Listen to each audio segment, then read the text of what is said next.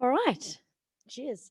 We have one more presenter in this bracket of presentations before we have our lunch break. Again, strongly recommending that you take notes while you're listening. It does help with keeping that information in. The other thing that's really useful in terms of restoring that information is if you are on things like LinkedIn, taking your take-home message from each of these presentations and posting it up there for those who can't be here in this space that want to engage in those conversations. It's definitely worthwhile doing. Friends, your next presentation is on the impact of export ban on MRF products. Could I please get you to put your hands together and welcome up here the General Manager for Anti-Recycling Solutions. It's Dean Caton.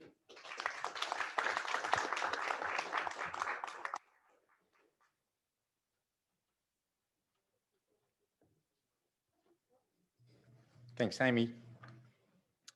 As Amy said, I'm the General Manager of NTRS, and Meredith asked me here today to do a presentation about the waste export bans and what impact that's going to have. And I'd like to say I had all the answers to that question, but given there's so many questions about it and there's a lot of water to go under the bridge between now and then, well, I'll tell you what I know and I'll tell you what the challenges are for us. But first of all, just a quote which I come across, there's no such thing as a way. So when we throw anything away, it has to go somewhere. So this is so true of anything we put in our red top bin at home, our recycling bin at home, and then the flow on process of that. So it just makes it somebody else's problem. So, and it's relevant for even for what we do. What we bail up into a product has to go somewhere else, and that becomes somebody else's problem. What goes into landfill becomes Nick's problem, and how he manages that. So the more we can do at the source, the better it is for everybody. So first of all, just a brief overview about what we do and how we do it. So these are all the materials that we currently recycle, and also the materials that go to landfill currently. So, and this list is only talking about our solid waste items, so it doesn't talk about stuff, liquid waste, septic, grease trap, oil and oily water products. So you can see on the left the stuff which we currently do. Some of these will be affected by the waste export ban. So our cardboard, mixed paper, shredded office paper, and then most of the rest of the products are probably, all the stuff which goes into your bin at home and comes through our MRF. What we send to landfill at the moment, some of these we can't do much about internally, but some there are options for. So, MRF contamination is dirty nappies. We get them through the MRF. People think they're recyclable somehow. So broken glass is a major issue, and to Rick's point, it is a bit frustrating in terms of we've got a product, we've tried to speak to people about, hey, we're willing to invest to do something with that product, but we haven't had a lot of luck with that. Non-CDS glass, so we're talking about wine bottles and glass jars. So there is no option for those other than landfill at the moment. Single-use plastics, I think there's been a lot of talk about that. Tyres, timber and food organics. So once again, we've touched on some of those items today. There's some opportunities in there to certainly reduce all those items going to landfill. How do we do all that? So I think last year some or a few of you certainly came through our MRF. So the MRF's about 3 years old now. So we put this in, spent $3.5 million. And basically once we pull out our known general waste items, the MRF pretty much goes to its work and separates into the material streams that I just mentioned. So our probably single biggest enemy on the MRF is plastic bags and material in plastic bags, because once somebody puts something in a plastic bag and puts it in their recycling bin, the whole bag goes into general waste. So they might have done a great job separating all their stuff, but if they have done that, unfortunately, it doesn't help us. The unfortunate part about that process is 50 to 75% of everything that comes in goes back to the tip. So in terms of recycling efficiency, it's pretty terrible. And in terms of overall numbers, so we process about 8,000 tonnes per annum. So when you break that down and you look at those sort of numbers in terms of what's going back to landfill as a result of that, there's certainly still work to do. What happens to the products after we've recycled that? So CDS containers are delivered locally. So our MRF's clever enough to be able to separate a CDS container from a non-CDS container. So they go to the local CDS coordinators in the scheme up here. And as I understand it, certainly with the coordinator we deal with, all that product goes down south. Steel containers basically go to the local scrap metal merchants. I think I saw Ori up in the back there. So basically we deliver to them, they consolidate and ship that out. I'm pleased to say any of our HDPE milk products, John from New Life's here. So they're in the process of setting up a cleaning and palletising plant for certainly at this stage processing HDPE milk, and hopefully lots of other products into the future. And I've already had a chat to Leonie. 95% of the rest of our materials are exported, which wasn't shown on her graph before. So in essence, 95% of all of the product that we, in volume wise, is going to be subject to the waste export ban in some way, shape or form. So just a bit of history about recycled commodity markets and I guess the challenge we've had as a business. So you can see those numbers there, and they represent for the main material streams that we export, the price per tonne that we get paid after we've sorted them, baled them, and as they're leaving our site. So, going back to, white paper is the blue line, sort of bucked the curve for a fair while there, but you can see it's fallen off a cliff in the last little while, and this is for the last 4 years. Cardboard, you can see, back in 2017 or so was going pretty well, but since basically the main effect of that was the China green sword policy, where basically China said, we're not taking anybody's recycled products anymore. So all that meant was all the other markets that took that material said, well, we're spoiled for choice now, so the price is going to be X. The other thing that happened at that time, they also said our price is going to be X and the specifications higher. So which is why you see the introduction of the red line down the bottom is for mixed paper. So previously we used to consolidate all our cardboard mixed paper into the one bale. We now have to separate that. The mixed paper actually costs us money to get rid of as it currently stands, in conjunction with a huge reduction in price for our cardboard recycling. So we've had some difficult conversations with customers about why our recycling rate's going up so much. This is the graph that demonstrates why that's occurring. Factors specific to the Northern Territory. So there's no local market for major volume lines. So when I say local market, there's no repurposing facility within the Northern Territory for our papers and certainly our major other plastics other than HDPE to this point. Cost of transport ex-Darwin within Australia. So you're basically talking about $120 a tonne. So unless we're getting paid $120 a tonne for that material, wherever it arrives, it's going to cost us money to get rid of. And this is a difficult one, I guess, but landfill's relatively cheap. So when you look at, if you're Melbourne, Sydney, Adelaide, send something to the tip, you're, potentially 250 to 300 bucks a tonne. So the incentive to recycle is a whole lot higher because there's a huge cost penalty for general waste. Whereas here, it's a different balance there. And I guess further to Rick's point, which I probably won't labour, there's been lack of government support for recycled material infrastructure to date. So. And probably the other point there, which I haven't put on the slide, export shipping is actually cheaper than shipping anywhere else in Australia at this point out of Darwin. Now to the waste export ban. So I'm not sure how much people understand of this or not, but this is just a really good graphic which demonstrates the timelines associated. But there's probably a lot of detail. Well, there's a lot more detail in the information than this, but there's some points in here that are really important. So if we look at mixed and unsorted paper, what does that mean? So through our MRF, we sort our cardboard from our mixed paper. So has it been sorted? Yes, it has. But is the mixed paper then an unsorted product or a sorted product? So the definition of that's pretty critical.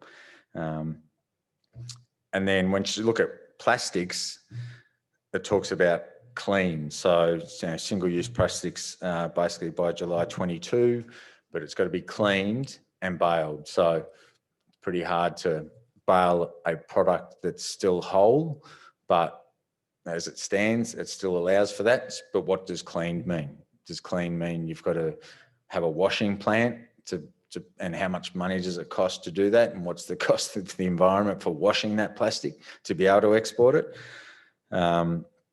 So yeah, there's, it sounds simple. We've made some assumptions about that, and I'll cover those as we go through the presentation a bit more. But it's whilst that makes it seem fairly simple, it's a very complex process. So, so what does it mean for us? So basically, to be able to export anything in the future, we have to apply for a waste export license. That waste export license, basically you have one license, but it means you have to apply for each product you want to export. If you want to, if you're exporting cardboard and you want to do plastic, then you have to apply to meet that. For every export shipment you send, you have to complete an export declaration and quote one of the new whiz-bang codes they've come up with, and the penalties for non-compliance are fairly heavy. So if you're doing the wrong thing, you're certainly going to be caught out. So in terms of what does this mean for what we're currently doing and what we do into the future? So we're assuming, given what we do with our cardboard, we will be able to export that, given we're sorting it into a single stream product. And of the materials we recycle, that represents 59% of our volume. So we're hopeful that will still continue.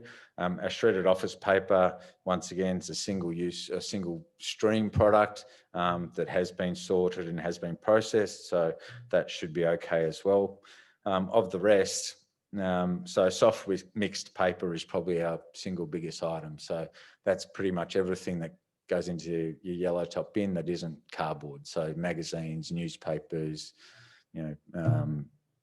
A4 sheets, that sort of stuff. LDPE film, so that's pallet wrap, so clear pallet wrap type materials. That's currently exported, but given we don't clean it, we're saying that won't be included. HDPE, we won't be able to, but hopefully we'll have a local source for that. And any other PET and plastic products that aren't CDS type material. So I'm only looking at the impact on us. Certainly some of the CDS coordinators will have the same challenges because they're not cleaning products. So that basically means anything they're doing is going to have to go elsewhere in Australia. So the challenges there is, what interstate markets will be available if current interstate facilities are going to be flooded with all material that used to be exported, but now it's going to have to be consumed within Australia. So given within Australia, we're exporting a whole lot of material, there's going to have to be some new development in terms of processing facilities to be able to manage that. If the interstate markets do take it, what's the pricing going to be like? So if they, once again, it's the same as what we've experienced with the China green soil policy. If they're spoiled for choice, they're going to say, well, we'll take it, but we're going to charge you 120 bucks a tonne. Now, if they're charging 120 bucks a tonne and it costs us 220 bucks a tonne to get there, that's $240 a tonne. Sending it to landfill is 98. Raises another question then. If it does have to go to landfill, will council deem that as recyclable product and try and charge us $268 a tonne? At what point does a product not become recyclable if it costs more to recycle than it does to go to landfill? So If councils say, well, it's physically recyclable, so we have to charge you that rate, then all that's going to mean is going to increase cost on services if there's no other processing facilities. That's all I had. If there's any questions?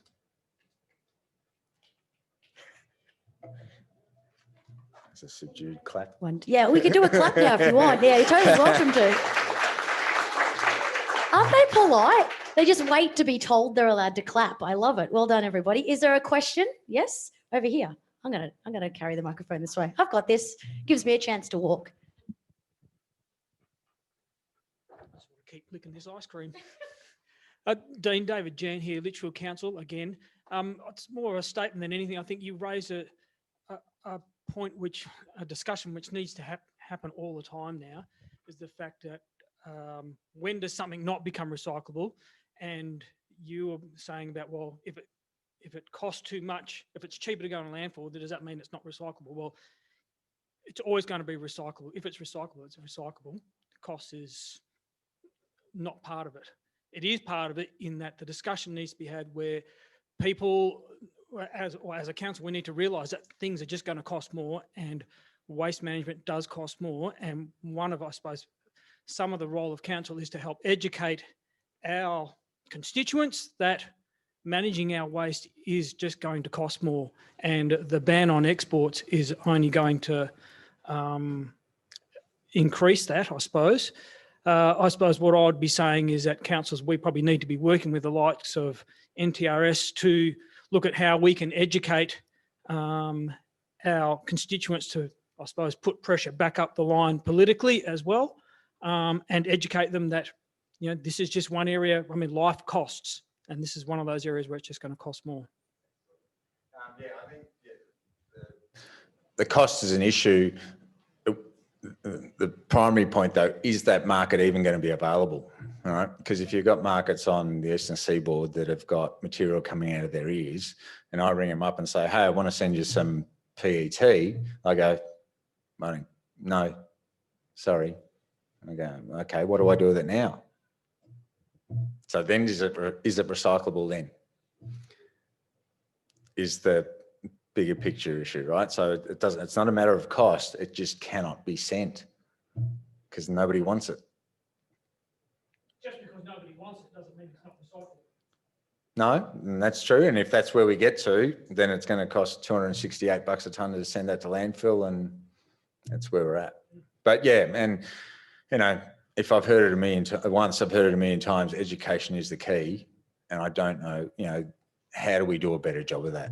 And as councils, we've handled City of Darwin. I don't know if there's anybody here from City of Darwin today. No, I can give them a bit of a shot across the bow. We've handled their material for the last 3 years. I've not had one person come to me and say, how can we do a better job about educating? Which is pretty disappointing. Any other questions? Yep, great. All the way at the back. Thank you. Nice, easy one, Leonie. Come on. This is where I get my daily exercise. So Dean, I'm going to put it to you then. What are the low-hanging fruit for us here in the NT about reusing the recycled materials locally? What can we do here collectively, cross-government, cross-industry, cross-local councils, community? What can we do right now with the stuff we have? On the export ban front, I don't have the answers for that question because the primary product that we're producing right now that's mainly affected is our soft mix paper. And I wish there was an easy answer. I think probably federal government wishes there was an easy answer for that question. In terms of the stuff that's going to landfill, the glass is a critical one. As Red, we made the point before, we've been talking to people for the last 2 years. We've done study trips interstate looking at recycled glass plants. We know what we have to do. We know how much it costs, but we can't get to anybody that says, yes, we're willing to talk to you about how much we want, what the specification is, and what we're prepared to pay for it. So is that where you see government has a role, perhaps? Absolutely. Well, who's primarily using that product? And it's, it's government. It's used in roads. It's used as road bedding. It's used as fill. It's used in concrete paths, all that stuff. And then, as Rick said, they're doing it elsewhere and have been for quite a while. Any other questions, friends? Yep. Dean, I think it's more of an observation too. There is a lot happening with plastics in Australia. Last presenter, Rick. But I think one of the challenges, with plastics coming up also, there's going to be a lot of PET taken under system with the new plants that are going in Wagga and Sydney, but it's all the leftover PET that we're going to have to think about. The peanut containers and a whole lot of other material that's not part of the CRS scheme. That's going to be stripped out. So I think, opportunities from the territory, maybe plastic processing plants, but it's again micro. When we always tend in Australia to look at the bigger and Ben Hur. I think we'll come back to scalability and come back to like the small plants, what works small. And if we focus on that, then I think you probably will get the solutions, Leonie. I think rather than go the bigger and Ben Hur, just bring it back to the size chunks that we actually need to. Yeah, and that's a relevant point, Rick, because PET isn't PET. So PET for containers, so drink bottle containers, people line up to buy that stuff. PET for the other types of containers, so shampoos and peanut butters and all that stuff, we can't give it away. So it's because of the shelf life of the material and what they have to do to that material to have that shelf life. So, yeah. There's room for another question if there is somebody. Yep. Oh, wait. I'm going to, between you two.